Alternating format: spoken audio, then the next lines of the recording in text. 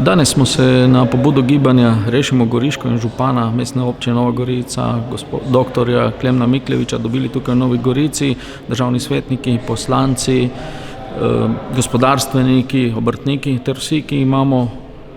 vpliv in moč, da spremenimo zadeve tukaj na Goriškem oziroma da predlagamo vladi ukrepe, ki bi nam olajšali samo življenje tukaj ob meji.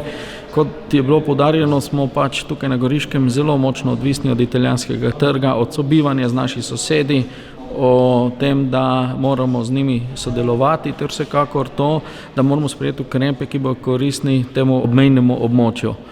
Tako da verjamem, da bojo sklepi, ki bojo danes tukaj sprejeti, dobri, s tem, da moram reči pa, da bomo današnji sestanek nagradili z posvetom, ki bo 5.6. v Državnem svetu Republike Slovenije. Do takrat bomo sprejeli tudi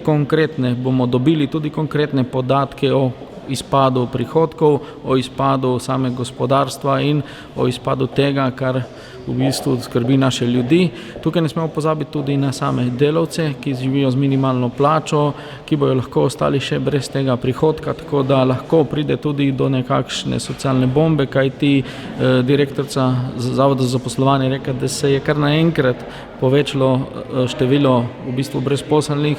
v zadnjih 2 mesecih kar za 20%, tako da tukaj je veliko dela pred nami, da ohranimo naše goriško gospodarstvo močno in napredno. Vsekakor pa moramo videti tudi neko drugo plat te zgodbe in to je, da je to možnost za neko novo dejavnost, nek nov zagon, kajti v takih krizah to ni samo slabo mogoče kdaj, ampak je lahko tudi možnost oziroma prilika za nek nov zagon, nek nov razvoj gospodarstva ter drugih panog na tem področju. Tako da v bistvu verjamem, da bomo skupaj napravili nekaj dobrega in da bojo tudi strani gospodarstva in drugih deležnikov podani neke pobude, ki bojo prispevale k razvoju našega celotnega goriškega prostora.